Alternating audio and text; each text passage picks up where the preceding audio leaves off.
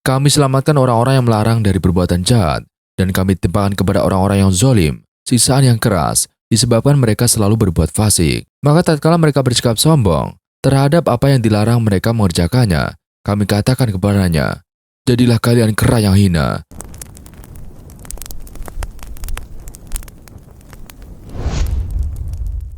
Assalamualaikum warahmatullahi wabarakatuh. Sahabat beriman yang dirahmati Allah Subhanahu wa Ta'ala. Tempo hari di media sosial dihebohkan oleh postingan seorang akademisi yang pernah kuliah di UII dan ITB yang meragukan kebenaran kisah dalam Al-Quran tentang penyerangan Ashabul Fil atau pasukan bergajah ke Mekah yang dipimpin oleh Raja Abraha dari Yaman. Argumen yang dibangun pun sangat simpel, yang didasarkan pada wawasan pengetahuan ilmiah yang umum. Pertama, Yaman itu negeri yang tandus, dengan curah hujan yang hanya 30 cm per tahun, tak ada sungai dan danau, sehingga hampir tak mungkin tumbuh tanaman hijau yang bisa dipakai buat pakan gajah. Meski hanya untuk sepasang, satu jantan dan satu betina. Kedua, jarak dari Yaman ke Mekah sangat jauh, lebih dari 1000-an kilometer, sedangkan kecepatan gajah hanya 2,5 km per jam, sehingga waktu yang harus ditempuh sekitar 40 hari. Tidak terbayangkan berapa banyak logistik yang harus disiapkan oleh pasukan Raja Abraha untuk keperluan minum dan pakan para gajah yang konon jumlahnya selusin itu pun baru pergi, belum pulangnya. Apakah pakan gajah bisa bertahan selama 40 hari dalam kelembaban yang rendah dan temperatur yang tinggi? Sahabat, mungkinkah Ashabul Fil itu menyerang Mekah? Banyak yang menanggapi postingan yang kelihatannya luar biasa itu, baik secara negatif atau menentang dan positif atau menyetujui. Bahkan ada yang kemudian menjadikan postingan ilmiah sebagai amunisi untuk menyebut bahwa cerita-cerita dalam Al-Quran itu hanya dongeng semata yang tak berdasar, tak punya rujukan, sehingga kita boleh percaya, boleh juga tidak. Sebenarnya banyak sekali celah untuk melihat kelemahan atau persisnya mengcounter argumen sang penulis.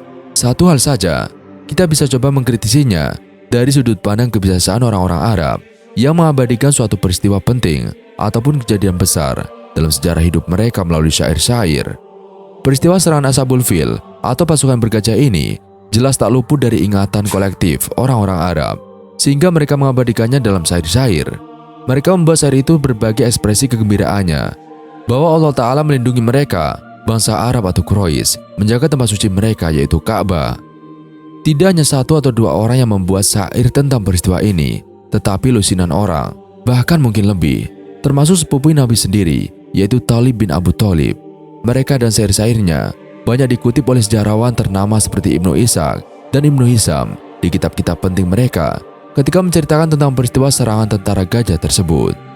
Salah satu pembesar Arab, Nufail bin Habib, juga punya syair tentang kesaksiannya atas peristiwa besar itu.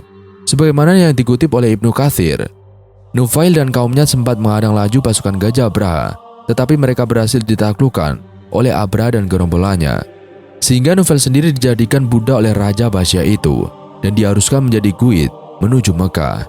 Dan berikut ini beberapa bait syair Nufail tersebut. Kemana akan lari sementara Tuhan yang mencari? Abrahalah yang kalah, bukan menang. Aku memuji Allah saat aku melihat burung.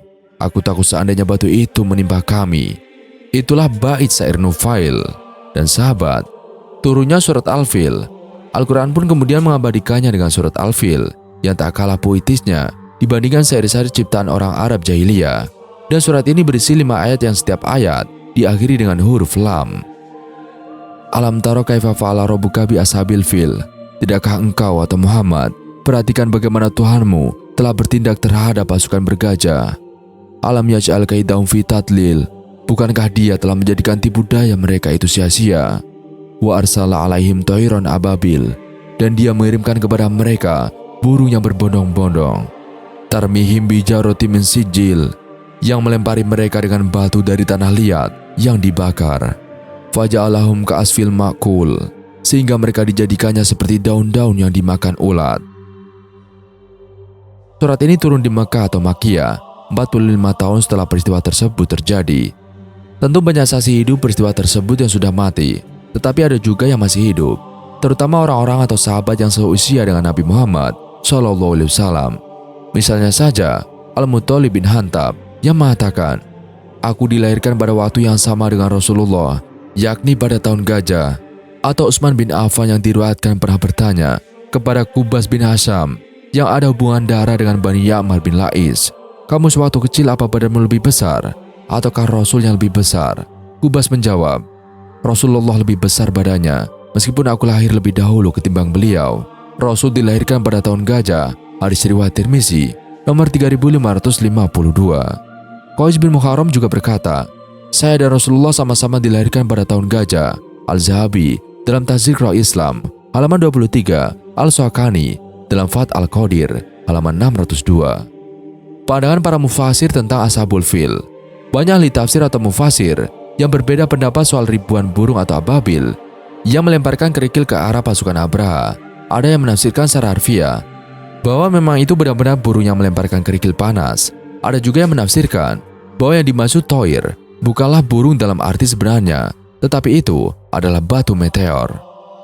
Kemudian semua mufasir sepakat dengan merujuk pada riwayat-riwayat yang ada, baik beberapa hadis, kitab, sirah, dan lain-lain, bahwa kedatangan pasukan gajah pimpinan Abraha ke Mekah memang benar-benar terjadi. Sehingga sampai di sini, Anda atau siapapun baru bisa punya argumen dan dasar kuat untuk menyebut bahwa cerita Al-Quran tentang serangan pasukan gajah ke Mekah adalah dongeng belaka, atau jika bisa membuktikan terlebih dahulu bahwa beragam riwayat dari orang-orang yang mengalami langsung peristiwa itu, umumnya yang terabadikan melalui syair-syair, adalah palsu belaka. Jadi, membantah kebenaran cerita tersebut bukan sekedar dengan argumen logika sepihak. Surat Al-Fil sekilas sesungguhnya hanya berisi cerita masa lalu tentang serangan Ashabul Fil atau pasukan bergajah yang berakhir hancur sia-sia dan hina dina. Tidak ada wejangan atau pesan tentang moral, tentang hukum, atau semacamnya yang bisa dipetik dari surat tersebut. Pada sisi lain, surat tersebut menyiratkan pesan abadi tentang sebuah jaminan mutlak bahwa selamanya sampai kapanpun Allah akan menjaga tempat sucinya dari segala makar jahat yang coba merorongnya dikala manusia mungkin sudah tidak memiliki daya dan kekuatan untuk menjaga rumahnya yang mulia itu. Sahabat, inilah kisah ringkasannya tentang pasukan bergajah. Dikisahkan bahwa gubernur Yaman pada saat itu yang bernama Abraha punya ambisi kuat agar manusia mau beralih melakukan haji ke Ka'bah menuju negerinya, sehingga untuk mewujudkan ambisinya tersebut, dirinya membangun sebuah gereja yang menyerupai Ka'bah. Lalu ia mulai menyebarkan ambisinya dengan mengajak orang untuk berhaji ke tempatnya dalam rangka mencegah mereka berhaji ke rumah Allah Subhanahu wa Ta'ala. Mendengar berita itu, orang-orang Arab marah besar, sehingga ada seorang dari kalangan mereka yang datang berkunjung pada gereja itu yang dijadikan oleh penguasa Yaman sebagai Ka'bah. Kemudian pada suatu ketika, orang Arab tadi buang kotoran lalu melemurkannya pada tembok gereja. Mengetahui kejadian itu, gubernur murka besar, dan ketika mengetahui bahwa itu adalah perbuatannya orang Arab, maka dirinya memobilisasi pasukan besar menuju Makkah, dan yang menjadi tunggang mereka adalah gajah. Di tengah jalan tatkala melewati negeri Kasam, mereka dihadang oleh Nufail bin Habib Al-Kasami bersama kaumnya. Namun dengan mudahnya mereka dikalahkan dan dihancurkan oleh Abraha, hingga akhirnya Nufail bin Habib menjadi tawanan mereka. Setelah itu, dirinya dibawa dijadikan sebagai penunjuk jalan ke negeri Hijaz. Dan ketika Abraha sudah mendekati kota Mekah dan sudah siap-siap memasukinya, di tengah-tengah mempersiapkan gajahnya yang berbadan paling besar yang bernama Mahmud dan memobilisasi pasukannya ke arah Mekah, datanglah Nufail bin Habib dan berdiri di samping gajah itu, lalu memegang telinganya sambil membisikkan, "Mogoklah hai Mahmud, kembalilah dengan benar ke tempat dari mana kamu datang, sebab kamu kini sedang berada di negeri Allah Subhanahu wa Ta'ala yang haram." Kemudian dia melepaskan telinganya. Tidak lama kemudian, gajah itu benar-benar mogok, tidak mau berdiri. Adapun bala tentara bergajah, maka mereka memukuli gajahnya agar mau berdiri. Namun gajah tersebut tidak mau bergeming. Mereka mencoba memukul dengan cambuk dan memasukkan senjata ke bagian tubuh yang lembek, lalu menekannya supaya gajahnya mau berdiri. Namun tetap saja tidak berhasil. Anehnya, tatkala mereka mengarahkan gajahnya ke arah Yaman, maka segera bangkit dan berjalan cepat. Ketika diarahkan menuju Syam juga demikian, bangkit dan berjalan cepat. Ke arah timur juga demikian. Akan tetapi, ketika diarahkan menuju Mekah, gajahnya langsung duduk. Dalam kondisi seperti itu, Allah Subhanahu wa Ta'ala mengirim kepada mereka burung dari arah laut yang bagaikan layang-layang menyambar dengan berbondong-bondong, dan setiap burung membawa 3 buah batu seukuran kerikil. Satu berada di paruhnya dan yang 2 di kakinya. Tidak ada satu batu pun yang menimpa kepala mereka, melainkan pasti hancur. Dan tidak semuanya pasukan ini terkena lemparan batu tersebut. Maka mereka lari berpencar mencari jalan pulang. Lalu mereka bertanya kepada Nufail supaya memberitahu arah jalan pulang ke negerinya. Sedangkan Nufail sudah berada di puncak gunung bersama warga Quraisy dan warga Arab lainnya.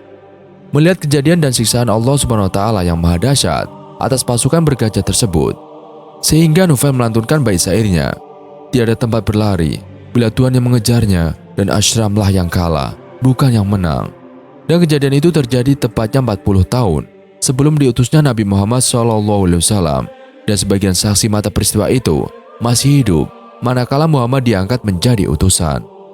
Kemudian Allah Ta'ala menjelaskan di dalam ayat yang kedua, "Alam yaj'al kaidahum fi tadlil."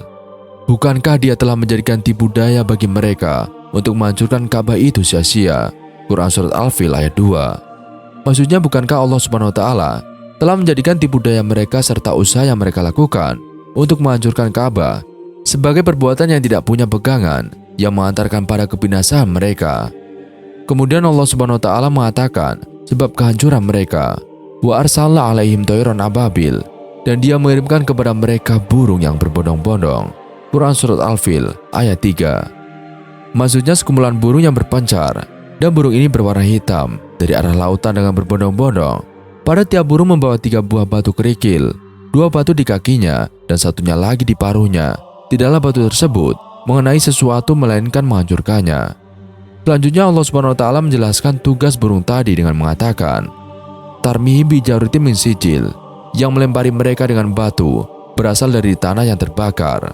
Quran Surat Al-Fil ayat 4.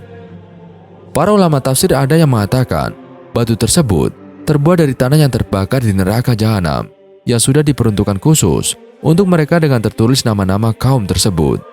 Dan apabila batu tersebut mengenai mereka, maka menembus sampai keluar dari tuburnya, dan ukuran batu itu seperti kerikil kecil. Lalu Allah Subhanahu wa Ta'ala menerangkan akhir dari perjalanan anak manusia yang sombong di muka bumi ini. Allah Ta'ala berfirman, "Waja'alahum ka'asfil makul." Lalu dia menjadikan mereka seperti daun-daun yang dimakan ulat. Quran Surat Al-Fil ayat 5. Yaitu mereka seperti dedaunan yang dimakan ulat. Lalu ulat tersebut melemparkan sisanya jatuh ke bawah. Ada yang mengatakan maksudnya mereka seperti dedaunan yang dimakan ulat sehingga tinggal batangnya. Adapun maksud ayat secara global bahwa Allah Ta'ala menghancurkan serta memporak-porandakan tipu daya yang mereka rencanakan sehingga mereka tidak mendapatkan keuntungan sedikit pun. Allah Ta'ala membinasakan mereka semua kecuali satu tentara yang mengabarkan pada kaumnya. Namun kondisinya terluka parah seperti halnya raja mereka Abraha.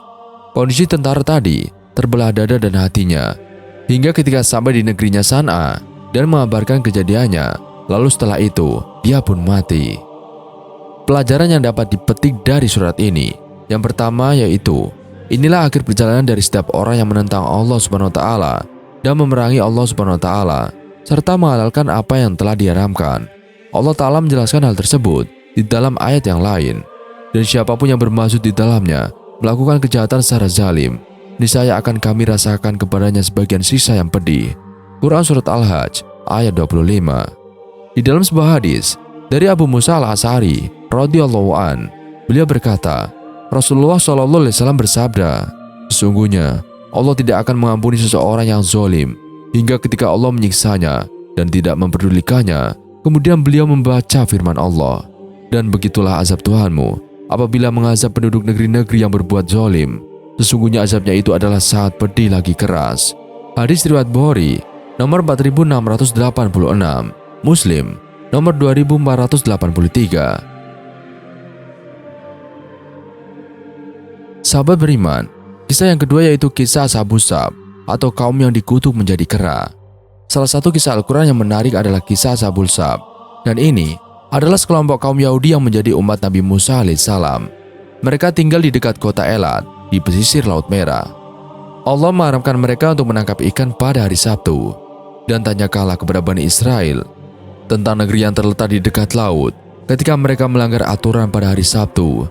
Di waktu datang kepada mereka ikan-ikan yang berada di sekitar mereka terapung-apung di permukaan air, dan di hari-hari yang bukan Sabtu ikan-ikan itu datang kepada mereka.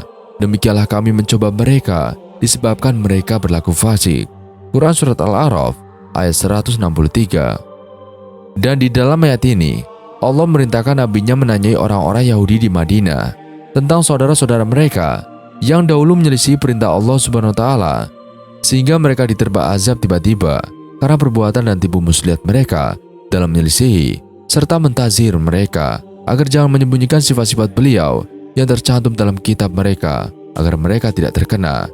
Beberapa sumber menyebutkan tempat tersebut adalah kota Aila, sebagaimana sebuah hadis dari Imam Bakir yang menyebut kota tempat kaum sahabat tersebut bernama Aila. Sementara menurut Alamah Tabatabai, Ma'diyah dan Tabariyah juga disebut sebagai kota tempat tinggal kaum sahabat. Ibnu Katsir dalam tafsirnya berpendapat mereka adalah penduduk Elat atau Aila atau Elia, merupakan sebuah desa yang berada di antara Madian dan At-Tur atau El-Tor, di dekat Teluk Akaba dan pesisir Laut Merah. Ini adalah negeri yang subur dengan kurma dan hasil laut berupa ikan yang berlimpah. Kota ini merupakan batas pertama wilayah Hijaz. Penduduknya terdiri dari berbagai ras. Kota ini termasuk batas kerajaan Romawi zaman dahulu. Dahulu, Allah memerintahkan mereka mencurahkan tenaga, pikiran dan waktu untuk hari Jumat. Tapi mereka mengatakan, kami akan berusaha untuk hari Sabtu, karena Allah selesai mencipta pada hari Sabtu. Akhirnya ditetapkanlah bagi mereka hari Sabtu. Konon mereka masih berpegang dengan ajaran Taurat dalam menghormati hari Sabtu di masa itu. Waktu itu, mereka diharamkan melakukan usaha dalam bentuk apapun. Sementara ikan-ikan banyak berenang dari laut ke tempat mereka dengan tenang dan aman tanpa diganggu sedikit pun. Tapi pada selain hari Sabtu, ikan-ikan itu tidak pernah datang lagi. Dan melihat hal ini, mereka pun melakukan tipu muslihat agar dapat menangkap ikan-ikan tersebut. Mereka memasang tali, jaring dan perangkap serta menggali lubang ke arah tempat air yang sudah mereka buat untuk menampung ikan-ikan yang dihanyutkan oleh air laut. Sehingga kalau ikan-ikan itu sudah berada di dalam lubang itu, mereka tidak dapat keluar lagi untuk kembali ke laut. Mereka pun memasangnya pada hari Jumat. Ketika ikan-ikan datang dan terperangkap pada hari Sabtu, mereka menutup jalur menuju laut sehingga ikan-ikan itu terperangkap. Setelah lewat hari Sabtu, mereka mengambil ikan-ikan tersebut. Akhirnya Allah murka dan melaknat mereka karena perbuatan yang mereka lakukan untuk melanggar perintahnya serta apa yang diharamkannya dengan sebuah tipu muslihat. Secara kasat mata, seolah-olah mereka tidak berbuat apa-apa, padahal mereka telah melakukannya. Dan Allah berfirman mengisahkan kejadian tersebut.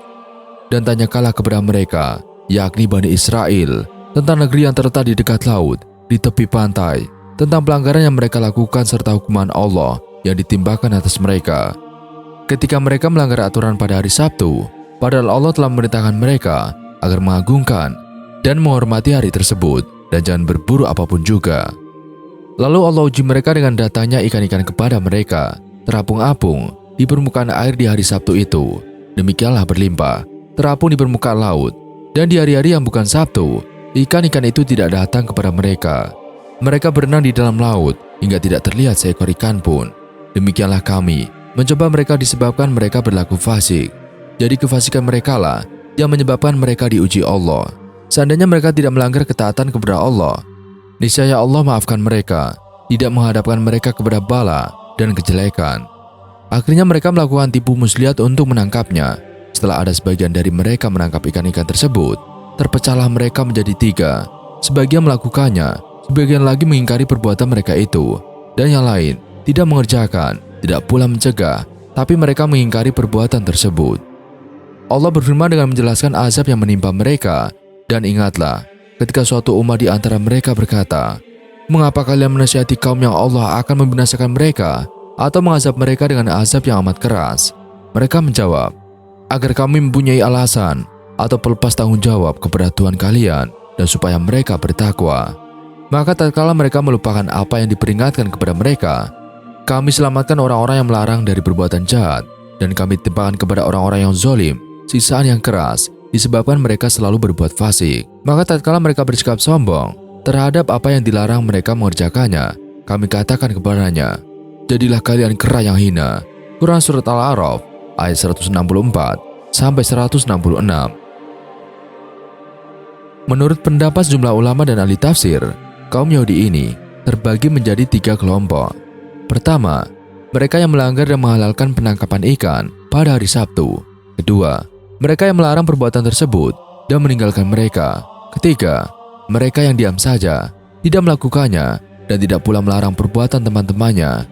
Namun mereka hanya berkata pada kelompok yang melarang, "Mengapa kalian menasihati kaum yang akan dibinasakan atau disiksa Allah dengan azab yang pedih?"